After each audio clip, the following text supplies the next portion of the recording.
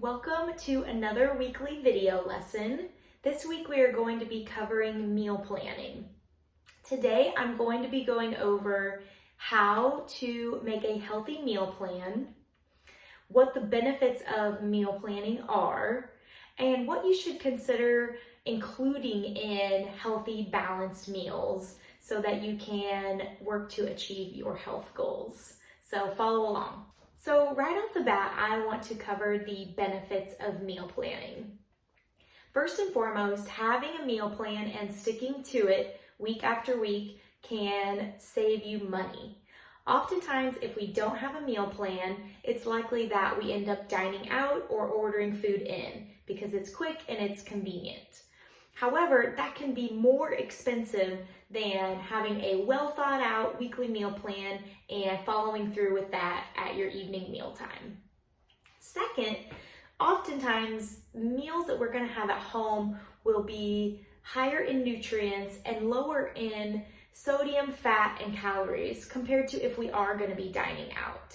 So meal planning not only can save you money, but it also can help you achieve your health goals. Third, if you're taking time each week to plan out your meals, you're more likely to have well-balanced meals. And what I mean by that is if you have, let's say, your meal plan written out for the week, that means you're taking time to consider, do I have a protein on my plate? Do I have plenty of fruits and vegetables? Am I going to have healthy snacks available?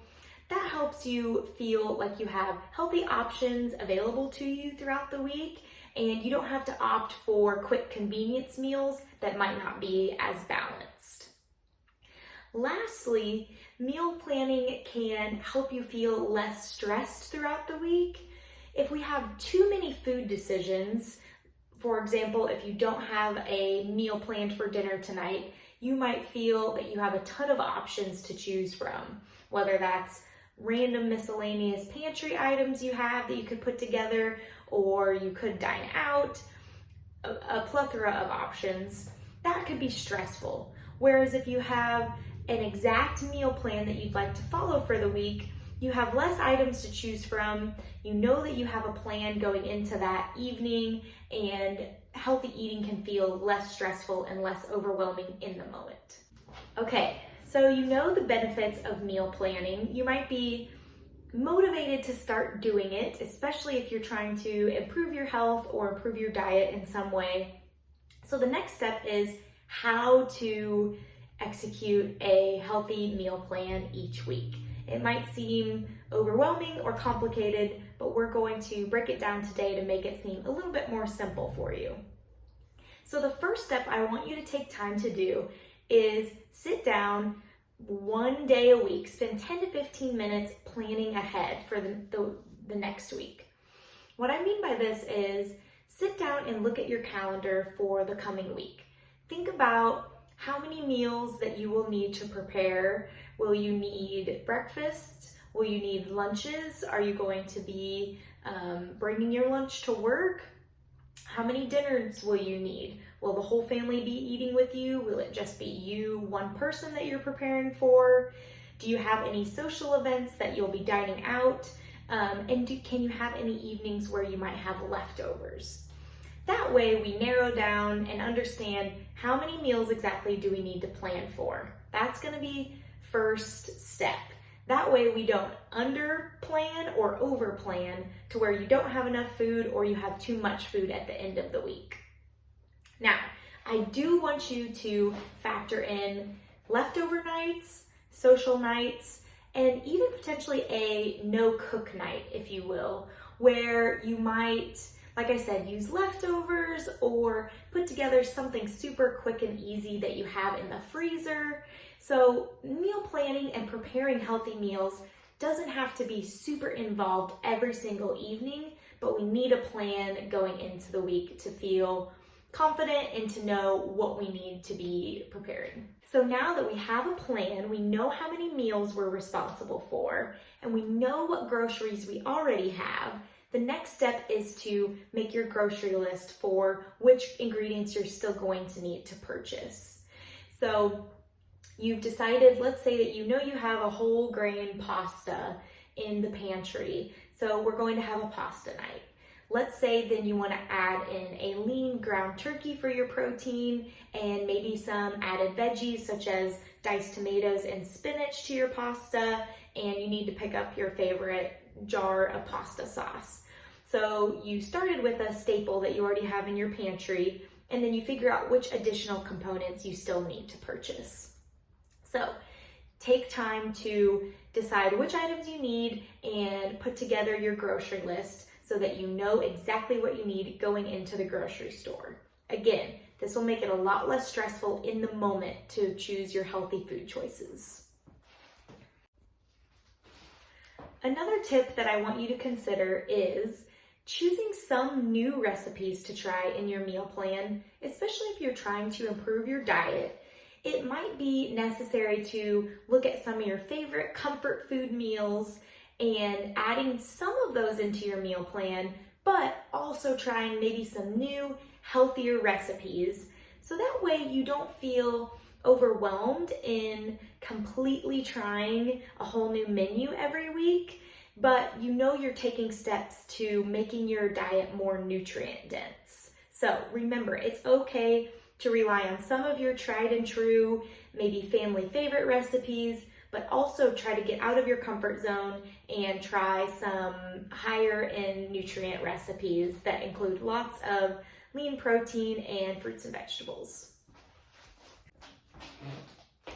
I feel like this is an appropriate time to touch on what exactly does a balanced meal look like. You might be writing down these steps I'm sharing with you and thinking, okay, I can do this, I can plan ahead, I can look in my pantry and be strategic in using things I already have. But when I'm planning these meals, what exactly should I be eating? This is an important concept to be comfortable with when you are meal planning. So what we're going to talk about is the balanced plate method, which is essentially a checklist that you can go through each time you're planning a meal or sitting down to a meal. And you can think in your head, did I include all of the components needed for a balanced meal?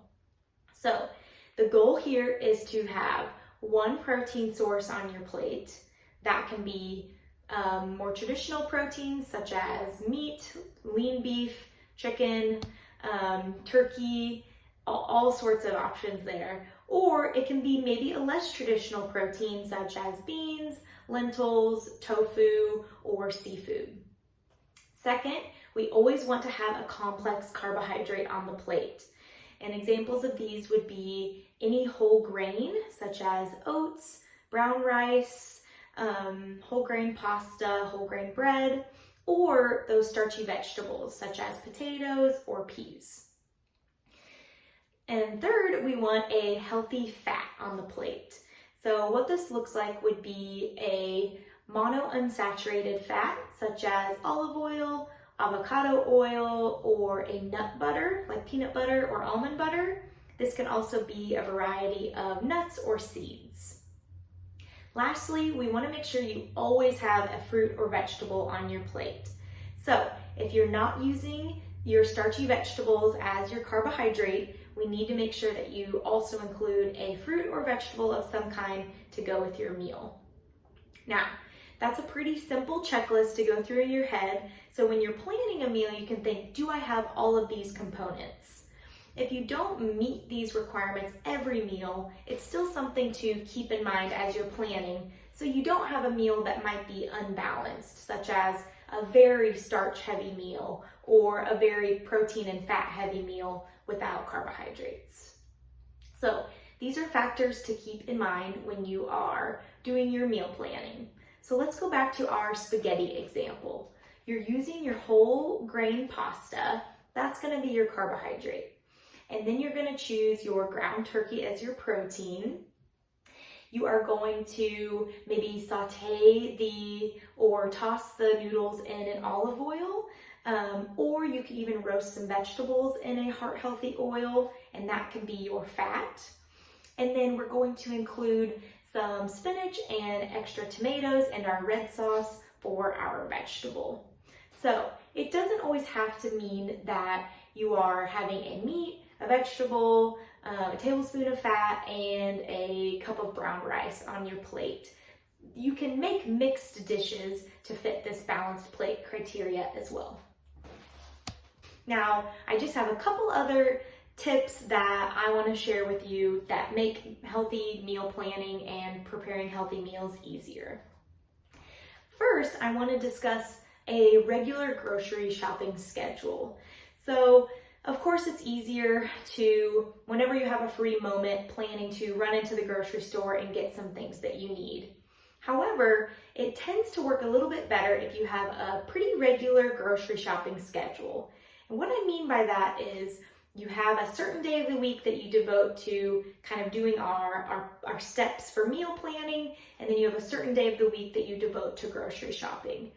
This way, this process becomes a routine for you, and that's going to make it easier to do these steps consistently versus just trying to find time on random days to make these things work.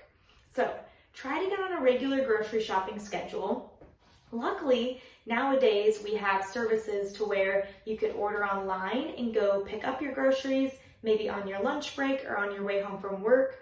Or if you want to utilize a grocery delivery service, it can be even more convenient for you.